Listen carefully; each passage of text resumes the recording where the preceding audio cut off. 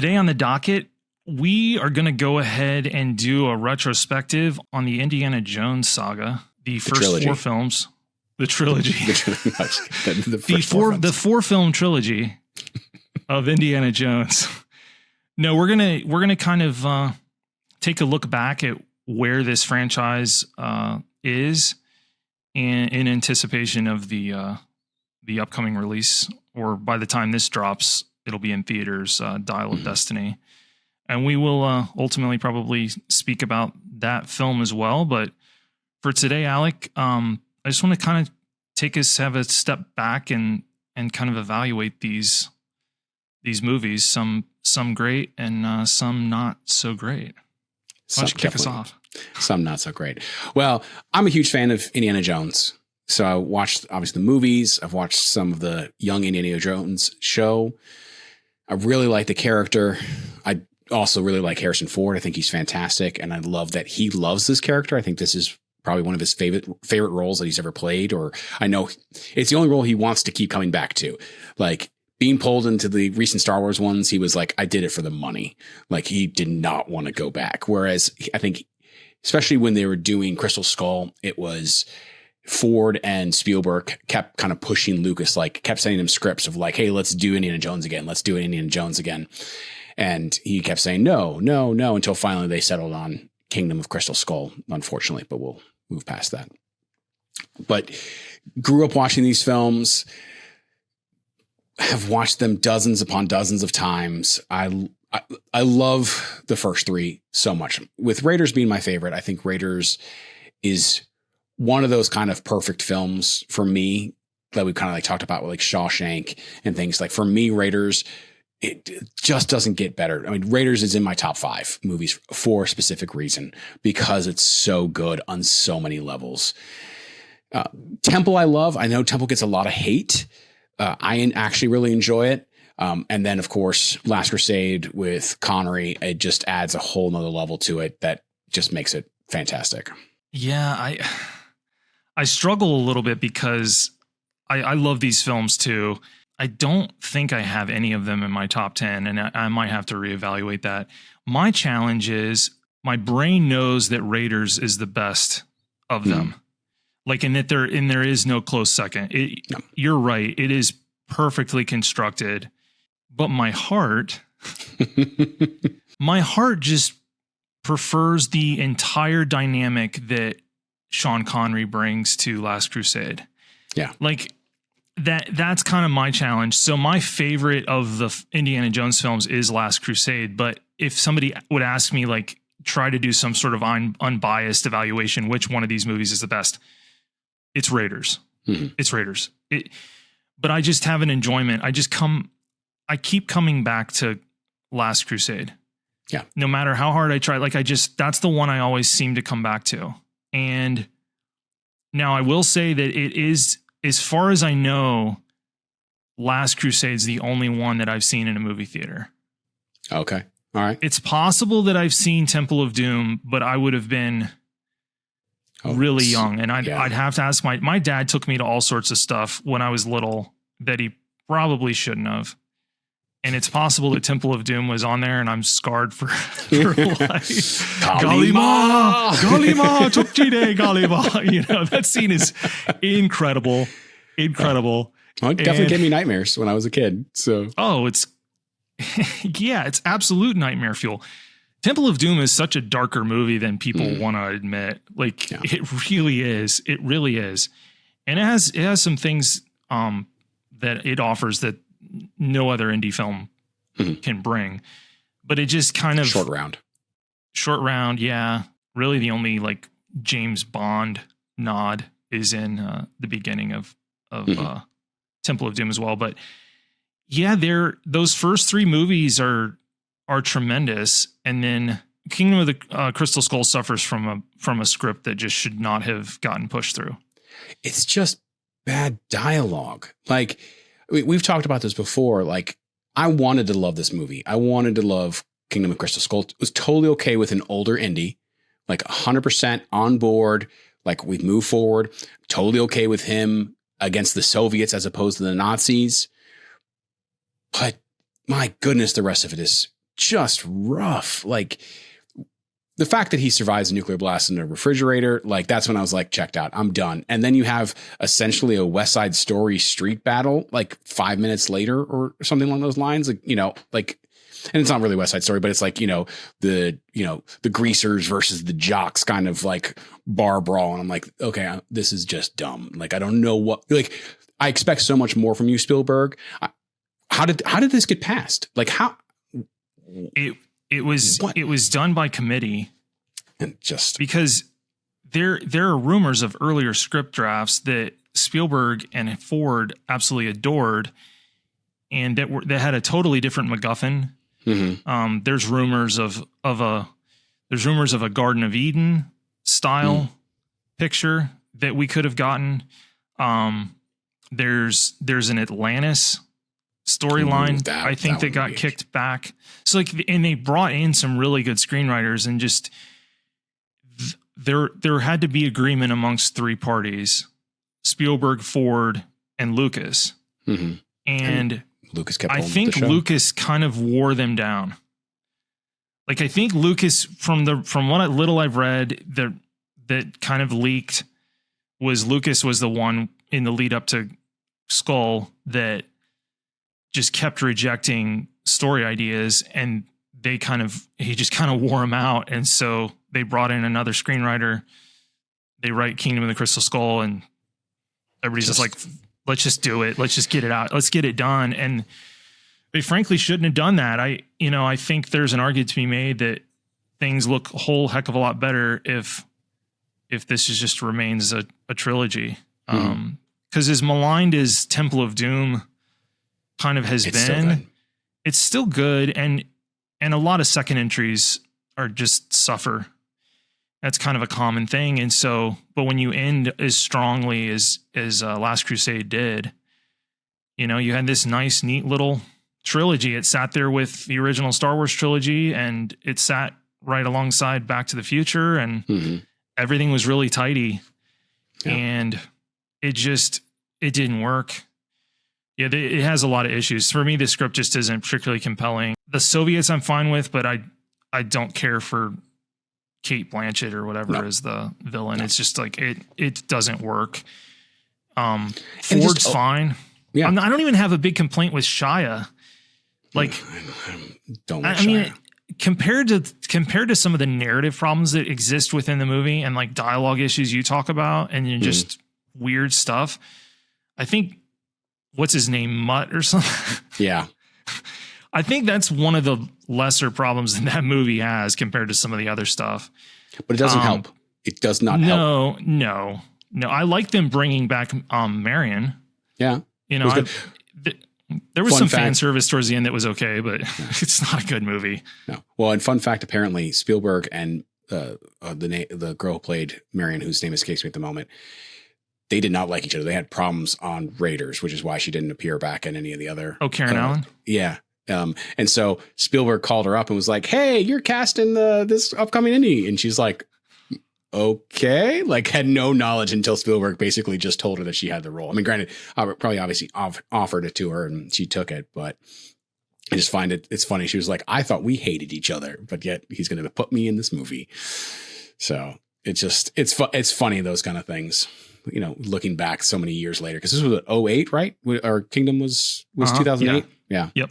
So I did get to see Raiders in the theater. It came back, I think, for a OG re-release. Yeah, it was like, I think it was like, I forget what year it was. Anyways, it did a re-release in the theater, and so Laura and I went, and it was one of the best movie-going experiences. I mean, it was like us and like 4 other people in the theater, which was just like, I hated, but I also loved, because it was like I'm watching the big screen basically by myself. And it was just amazing. Now, we also joked and wanted to go talk to the projectionists and say, hey, can we, since there's nobody else in the theater, can we have them do it in black and white as opposed to color and watch on the big screen that way? What? How would you even pull that off? I don't know. I could do it on my TV. I thought maybe they just pull the color. No, you can't do that. No, you're not doing that with 35 millimeter. Well, it was digital. Yeah, it was probably digital, I think. You probably could have. See? It'd probably damaged the projector, though. Yeah. But so if people don't know, if people don't know what we're talking about, I believe it was Soderbergh. director Steven Soderbergh did kind of a write-up on 10 or 12 movies that he recommended that you view in black and white. And he actually did a cut screening. If I'm not mistaken, his screening of Raiders of the Lost Ark wasn't just black and white. I think he took all the dialogue and stuff out of it as well, and either made it a silent film or if it was just music track running underneath. But he just wanted to see how well the visual by itself would play.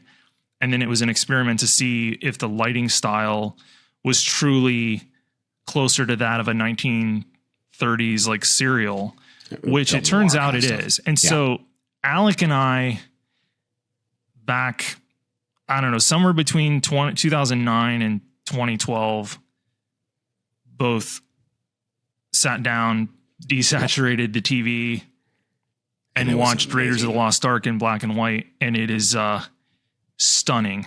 It is utterly amazing. Stunning. Absolutely. It is a totally different viewing experience. I don't think I would say one is better than the other. I wouldn't pick like a colorized version over black and white or black and white over colorized, but it has to be seen to be believed. And it's such I would say tonally it does change some things in black and white versus color. Like I would say like the bar fight in Raiders when it's in black and white feels darker, like more serious than in color. And there's a couple other moments like that just feel a little bit more serious than they do when they're actually in color. Again, so overall they're both great, but I think there's definitely some levels there that changes. Now the interiors all feel better. Oh my goodness. In Raiders. His apartment or his house. But the exteriors don't. So the dig site in the desert, I think, loses some texture when you bleed the color out. But all of those interiors, even simple stuff like his house, or it just there's a subtle texture to his books and his bookcase and stuff. The film was completely lit in a manner that is close to the way kind of old school stuff in the 30s and 40s was. It lit. Almost feels very like film noir-esque, kind of like that with those interior shots. And just, I mean, you could tell, like you brought up the bookcases, like those in his house just pop in black and white, where you kind of lose them with color. Like you don't really think about them, but in black and white, which gives that whole scene a different feel to it. And again, a little bit more serious tone. And when he pulls out the gun, throws it in, you're kind of like, ooh, I prefer it in black and white if I'm going to watch it. I mean, I've watched it in color since then. And again, I love this movie, so I will watch it any way I can. But if I had my choice, I watch it black and white. Well, and it makes sense. I mean, the movie's set in 1936. And so tonally period correct, like something like this in black and white makes sense. And fortunately, the director of photography prioritized kind of pools of light and you get shot on color film. But yeah, I'm telling you now, if you're listening, you might think we're crazy. You've got to do this on your next screening of Raiders. Just desaturate your television and prepare to be amazed. Mm-hmm. Now, I will say it does not work on Temple or Crusade. So after we watched it on Raiders, Laura and I were like, let's watch the other two and see, because it's the same DP for Raiders as it is for the other two. And so we thought maybe it would be the same. No, it doesn't. It doesn't add anything. Temple's a little bit better than Crusade, if I remember correctly, but it's not enough where I actually felt like I lost things by watching it in black and white as opposed to color, where with Raiders, I feel like things were added. So it may have just been different lighting style or just different expectations or different desires of what they wanted out of the shots, where he was maybe able to play a little bit more with Raiders. So, but I know it is the same DP for all three. Right. So I just don't know what changed. I do want to speak a little bit to Temple of Doom. Yeah. Of course. No, it is interesting that it is technically a prequel. Mm-hmm. Why they decided to do that, I don't completely understand. It doesn't matter to me. like a year. It's supposed to be a year earlier, and it's like narratively it doesn't make a difference. I mean, and especially since it's not like they're pulling from some type of already like media out there. It's like, this is not a book series that they're pulling this stuff up. You know, they created it. So why do that? Yeah. This is the one that's, that just couldn't quite live to expectation. But like you said, Raiders is in your top 5. And I know plenty of people that's kind of where it sits in their filmography. So how do you follow up, you know, one of the best films ever made and not have everything kind of click? Mm-hmm. So if you could speak to it, what is it about Temple you think just doesn't work? Indy fighting the Nazis, I think, is a big proponent, and there's no Nazis in it, obviously. And no. I think that changes the dynamic. It feels far more supernatural comparatively to Raiders, even though we're dealing with the Ark of the Covenant. Raiders still feels far more archaeological, and it doesn't really get supernatural until the very end when they open the Ark. Whereas you do get a lot of kind of supernatural stuff that happens in Temple that you don't get in Raiders, and you don't get in Crusade either. Like, very much so. Like, again, Crusade's kind of the same way. You don't get a lot of that supernatural stuff until the very end, which kind of grounds the movie a little bit more. And I think you don't. And then also I feel like, how do I say this? Like, it feels weird starting out in China, or was it Japan, or I think it was China that they were at. I think it's Shanghai. Shanghai. That they start out that, and then they move, and it's just this weird. It just feels, again, not as grounded. Whereas you have the opening of him in the jungle, which does feel a lot more grounded. Like, again, you kind of almost, like you said, this James Bondy kind of thing, which is not really what he was. You know, he was. Well, but that's what he's kind of written to be, is their answer. Lucas's and Spielberg's answer to James Bond. That's So he was created. They were having a conversation on the beach, and about movie making, and James Bond came up, and they were like, "Well, why don't we just create our own American equivalent to James Bond?" And that's how they birthed Indiana Jones. So the fact that there's like a nod to Bond at the beginning of, I actually think the beginning of Temple is amazing. Oh, really? Yeah. I love the way it looks. I love the whole kind of standoff with those guys, with them trading, you know, whatever jewel, or, oh no, it's the last remains of his dynasty, one of the Ming dynasty emperor. I love that whole sequence. It's Ford's in that really sweet white on black tux. Mm-hmm. No, I think the movie actually kind of falters after that. I would have been game with more of the movie in China. I think that would have been interesting. But that's all hindsight being 2020. I think I agree with you though. The supernatural element, but also the MacGuffins just they're not as good. No. Especially in the two movies that are lesser, Temple and then Skull. Yeah. Like you have the Ark of the Covenant, the Holy Grail, and you just got these stones. Like they're not even like attractive, or I don't know. It just isn't. It's just not an attention grabber. They needed something more substantial, I think, that he was pursuing than these sacred stones.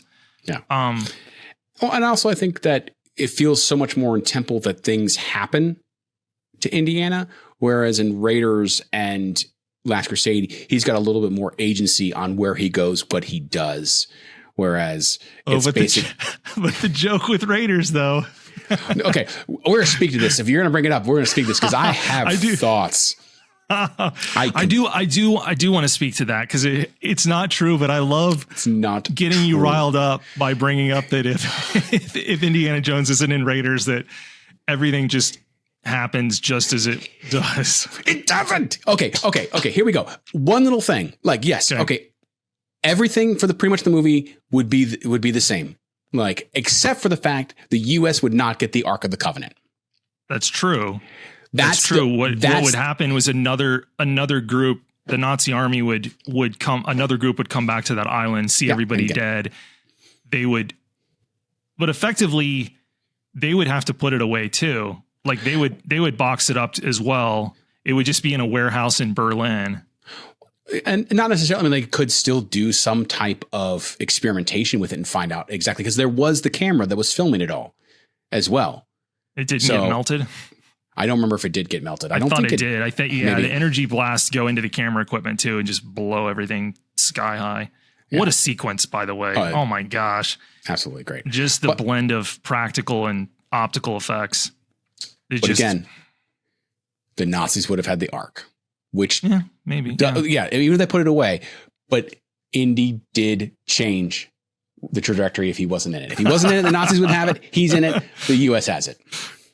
I rest my case. I just love getting you riled up with that. I don't particularly agree with it, but it's super funny. But overall, my other on Temple, I hate to say this. Kate Capshaw is not a bad actress. I don't like the way that she plays Willie Scott. I just it's so annoying. It's so annoying.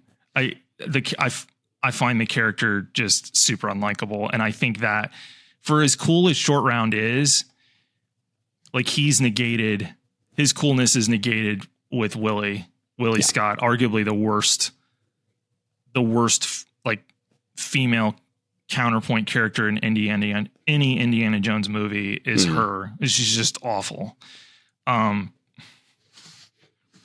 villain wise, I think Molaram's like one of the better villains in an Indiana Jones movie.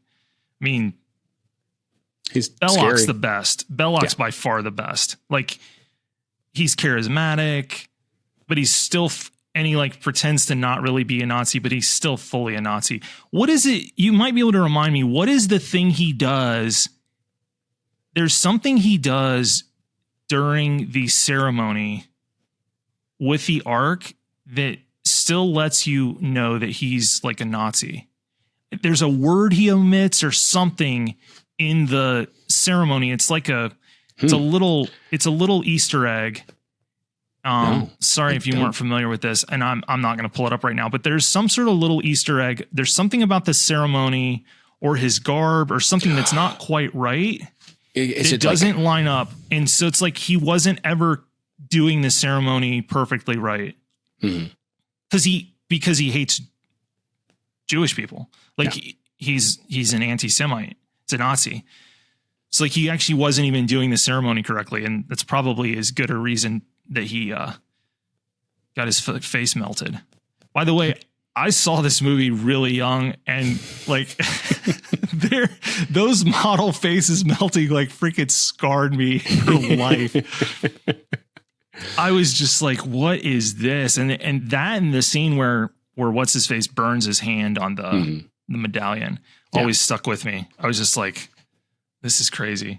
Yeah. The ghosts at the end, I mean, the melting did also get me too, as a kid watching it with them come up, and all of a sudden it was you thought it was like the beautiful face of an angel, and all of a sudden it was just like the face of demon death. Face. Yeah. Yeah. It's their death. It's the angel of death. Yeah. I don't have too much else on Temple. It's still a hugely entertaining movie. And it has a sequence in it that was originally supposed to be scripted for Raiders, which was the mine chase.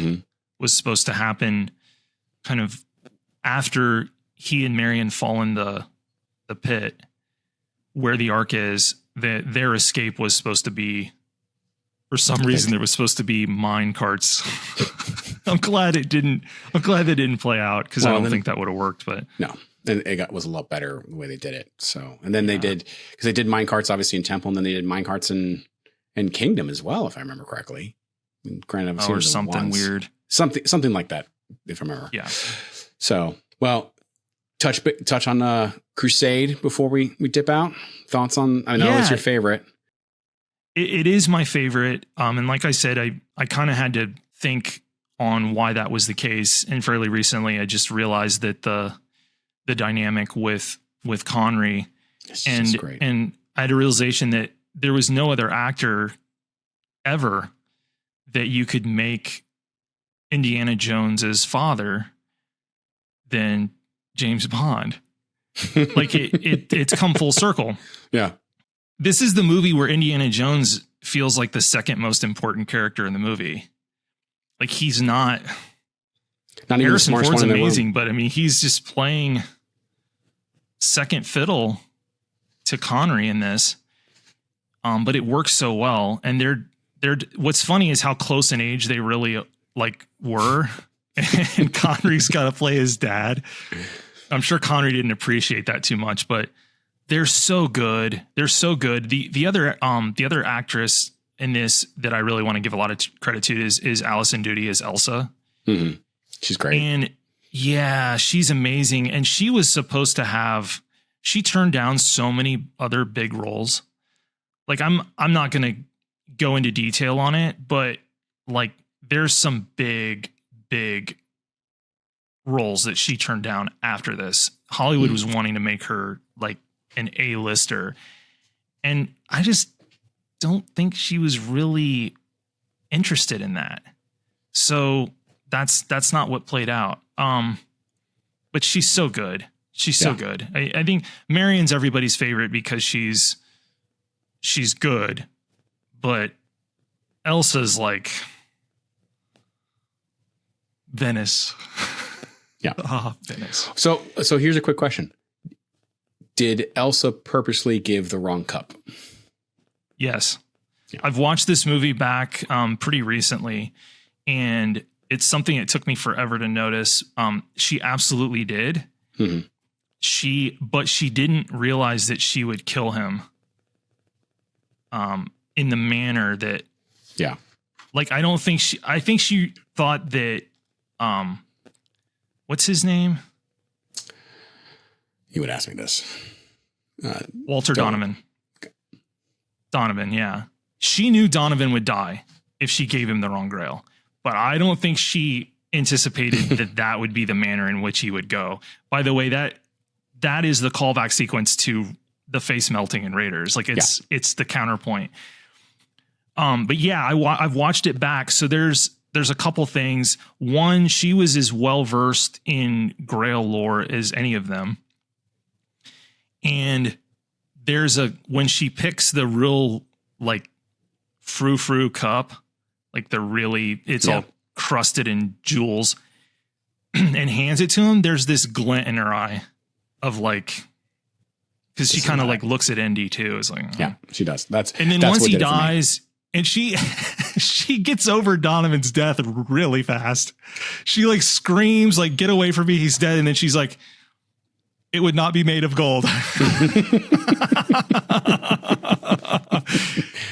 And it's like, yeah, she totally did him in. Totally did him in. She's a really interesting character. She's a very conflicted character because she's a total Nazi, but cares more about the archaeology than the she does, but she's so stupid. Yeah. Like just half paid attention to the night, like the whole time, just half listening. No, don't cross the seal. Oh, really? Yeah. So yeah, cool character. The other character that I think that I love in this movie is River Phoenix as young Indy, and what could have been. Mm-hmm. What could have been. Yeah. I mean, we would have gotten, I don't know that he would have agreed to do the TV show. I think we would have been looking at a trilogy of young Indy movies with River Phoenix if he doesn't pass away. Because he is amazing. Yeah. That performance is incredible as young Indy. I mean, and he was a great actor anyways. So yeah, his brother just carries the torch of being a tremendous actor, but he burst on the scene first, and what could have been. The cast is great. It has not aged as well as Raiders. The visual effects, for whatever reason, it's 8 years. It was made 8 years later, but it has 89. Several effect sequences where they pushed basically past where the technology was really capable of, and it just doesn't it looks worse and worse every year. So the main scene that's just really bad is them in the airplane. Indiana and Papa Jones in the airplane. And it's a funny sequence with Connery back there just freaking shooting the tail rudder off. But the blue screen is just trash. It's trash. Is the tank falling off the cliff in Crusade, or is that Raiders? That I can never remember. That's Crusade. It was okay because that looks really bad too. Like I love it though because it's a model, and the little man is in there too, and you can see the little man like pop out and like fall. Yeah, it's pretty funny. It does not look real at all. No, it doesn't. That one I don't get as frustrated with as I do the airplane, because there are a few scenes where they had a real airplane, that red and white aircraft that's underneath the Zeppelin, and a few shots where they flew it, and then everything else is just really, really bad blue screen. And the other problem is there's like no wind either. Like the wind is barely blowing in the face. I've had a chance to ride in an open top like biplane with my mom. You can't hear yourself think. Like it's so loud. The wind is blowing so hard. So that sequence is just not aged well. There are a few others too with like a lot. There's another one with aircraft too, where the Germans, a German fighter plane chasing them that just, it's like they pushed it too far. It did. But it's still so enjoyable. I love Crusade. Yeah. Yeah. It's more, I guess it's more fun for me than Raiders. Raiders is a much more serious movie, like a lot less comedy. Crusade's kind of a buddy. It's like a buddy comedy. It's probably got more in common with Lethal Weapon than it does with Raiders. With Raiders, yeah. We named the dog Indiana. Yeah, you were named after a dog. Yeah, I love the line in Crusade where he's like, Indiana's trying to talk up Marcus, who he gave the Grail diary to. It's just like he knows a dozen languages, with any luck, he's already found the Grail by now. And he's like, "You gave the Grail to Marcus? Got lost in his own museum." It's the funnier movie. Oh yeah, it's much funnier, and that's why I like it more. That's why I'm more apt to throw it on and watch it. But it's not the better movie. I won't make that argument. I hope Dial of Destiny, I'm confident it will be better than Kingdom of Crystal Skull. And honestly, the bar is not that high for it to be a better film than Temple. Yeah. So if it's better than Temple, I don't have any illusions that it's going to be as good or better than Crusade or Raiders. I think the bar's too high. Yeah. But can it be better than Temple of Doom? If it's better than Temple of Doom, it will make a ton of money, and it'll be an appropriate send-off for them. It's just it's frustrating that Spielberg decided not to direct this one. Yeah, a little sad about that. Yeah, but I will say it's also send-off for the character, because apparently Harrison Ford has spoken that no one else is going to play Indiana Jones as an adult, like young Indiana Jones. Sure, but. Because I know there was rumors of like Chris Pratt taking over or something, and he was like, nope, not going to happen. And I don't think audiences would respond well to that either. No. I don't think that's necessary. No. Yeah. So in that way, it's not going to be like James Bond. It's not going to be a character that different actors can inhabit. And it was never structured like that anyway, even though it has a nod to Bond. Yeah, this is Harrison Ford's baby. It's So would you say this is the best character he's ever played? Ooh, it's my favorite. I don't know. Deckard from Blade Runner is also a really great Harrison Ford character. Sorry. Han Solo is my favorite, hands down. Han's your favorite characte he's played? Okay. I think Indiana Jones is my favorite character he's played. Of his recurring stuff. I know we got it. Dial of Destiny coming in soon. Once we go see it, we'll talk about it and get our thoughts and see if it If it is a good delivers. send off. Yeah, if it delivers.